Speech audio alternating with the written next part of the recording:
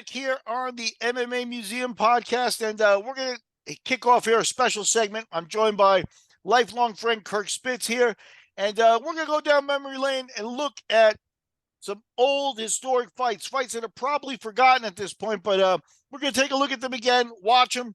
We, watch them when they came out in the beginning of time.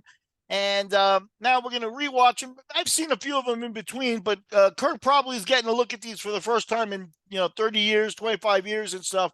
And we're going to kick this segment off with Mike Bitonio versus Bart Vale from the WCC1, a once and done event, but it was a major event. Renzo Gracie won the tournament, and this was an opening round match. And this is not for the faint of heart, folks. This is not MMA at all. This is pure no holds barred. These guys really, really go ahead and put out some violence, huh? Don't you think? Let's go, Kirk. Yeah, I'm ready. Let's watch this fight. Bart Vale, big dude, 260, 6'3". Yeah, And I then met Bart Vale and Bitonio, also 6'1", 215. Bitonio lists as 0-1 on Sherdog, but he was known at this time as a guy that was doing Gracie challenges and circuit like that, and he lists as a 10-0 record on the broadcast here. So Sherdog and what the broadcasts say here are at odds with each other. They couldn't find any of Mike's early fights, but it's clear from the outset that Mike knows what he's doing. He's a tough guy. He came right at Bart, tried to take him down. Now, Bart's just kind of big and strong, so he's on the bottom. He's on the bottom, but he gets on top relatively quickly. Bitonio, like you said, if you're watching what he's doing, he's got a real advanced looking guard that he's trying, and he immediately goes for an armbar. So this guy, not a Gracie student, a guy who was looking to challenge the Gracies, definitely knew what he was doing. He opted to fight with the shirt on, which is interesting. And there you see the first of the headbutts. Right. You see hair pulling. Mm-hmm. Like I said, this is absolutely not. Bart Vale was upset a little bit. I've talked to Bart about the fight. He was upset a little bit about the hair pulling. He was surprised about it. And that's why he does lay into Bitonio. And those are very vicious headbutts. You can see that one split Bitonio open. And Bitonio's got no quit in him. He's still, working to stay defensive here. But we're about to see an explosion of violence. Bitonio's already bleeding. Cecil Peoples, the ref, he's still maybe out there reffing. Bart tried. He's never given accolades as a great ref, but this was not a lot of rules, not a lot of things he could do. Bitonio, you could see they're mean to each other. This is not the type of sport you see now. Bitonio trying to get up. The other guy just too big. Now he's mounted, so things got worse for Mike. Tying him up here. Bart getting a little rest. Big man, like you said, putting out a lot of energy. But when he postures up and starts punching, you can see there's a lot of power behind him. Vale gets criticized, and he was older at this time when MMA started. He was in the mid-30s already. And so he's not in a situation here where he was going to have a long career in MMA. He was doing this for good paydays and stuff. You could see Bitonio grabbing his face and, blocking the nose off, trying to prevent the oxygen from going. There's just a lot of violence going on in this fight. Yeah, so when were more of these rules implemented? How much longer after this fight? Well, it's October of 95. So this is around between UFC 5 and 6. So the WCC is a show run by the Peterson family. I believe that they were planning to do more shows. You can tell in the production value that they put into this show and the people they pulled in that they were trying as Vale. Bitonio gets up, Vale goes for a guillotine. Bitonio is still fighting, Yeah, I wouldn't think that Bitonio only had one fight under his belt, going into the fight. He definitely looks, he's got moves. He knows what he's doing. He's getting manhandled, though.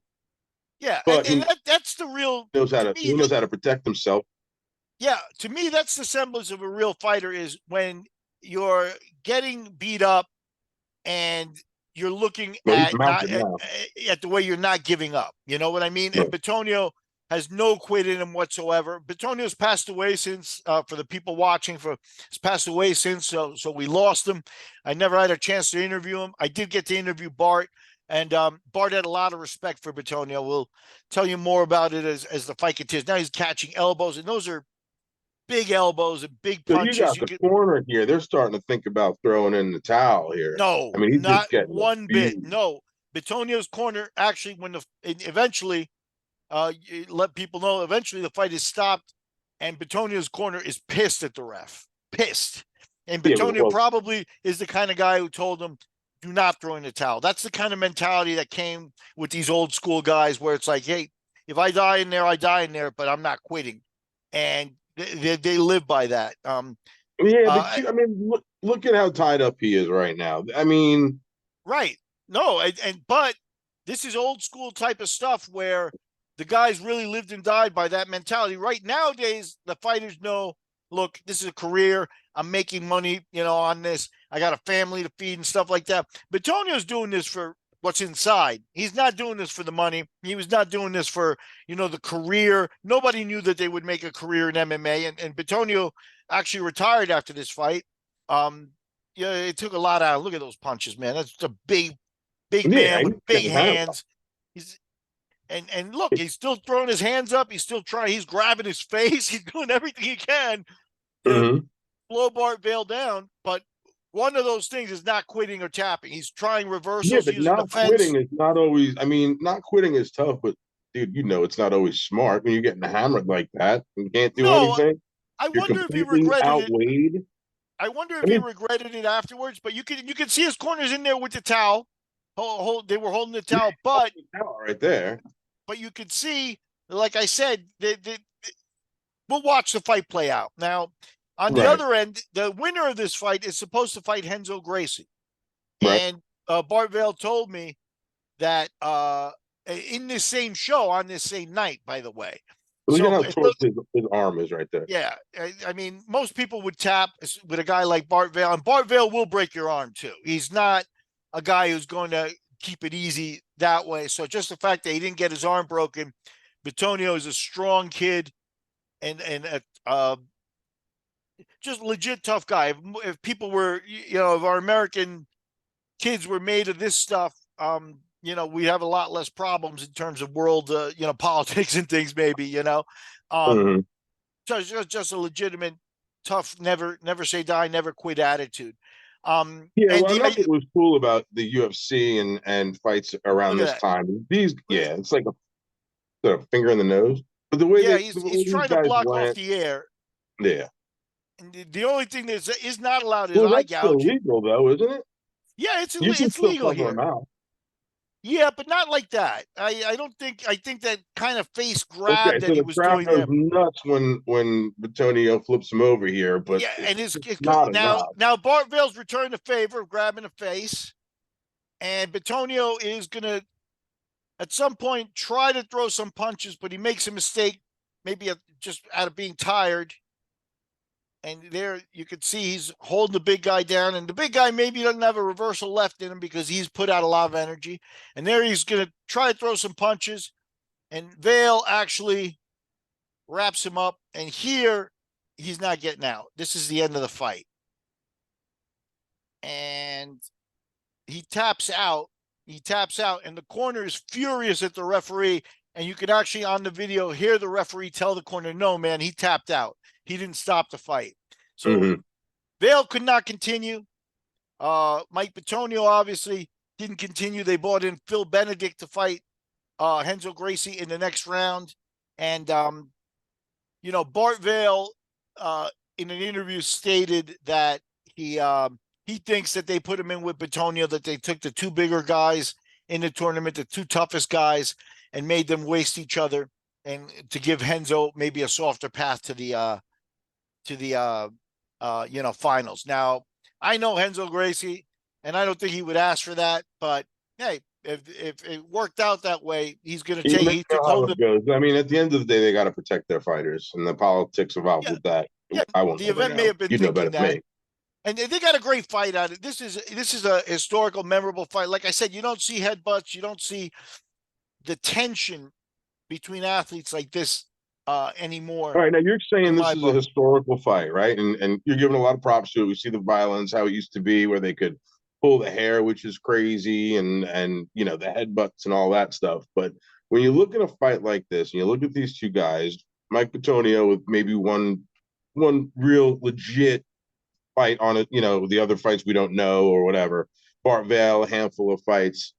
Why do you consider these guys pioneers? Why do you give a fight like this so much respect that you want to rewatch it on a podcast? What did you love about it, or what did it do for you at the time? One of the things that it does for me is when Bitonio rolls over on Vale and shows that he's got a little bit of fight left, that pop in the crowd, you don't get anything like that. Like I mean, that's just the best. That's what makes those events. You know, when you hear that pop, you know that you got a good crowd and a good fight going on your hands. And that's what they look for. They look at, even though Batoni should have had the Rocky shorts on because he pulled the Rocky move, but for sure. Now, but I'll tell you, the thing about this fight that makes it historical to me is that this is a historical event. There were actually other fights that we may review in this that were in this segment here with the MMA Museum that were on this show. And this family, even though they only did one show, had the intention of presenting this as a sport.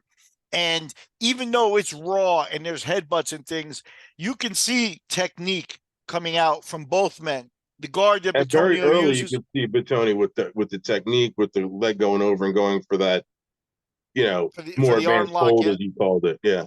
Yeah, and you know, his guard was not wrap his legs around Bart Vale and, you know, cross his feet behind him. He had almost similar to what it was later called a butterfly guard in place and stuff.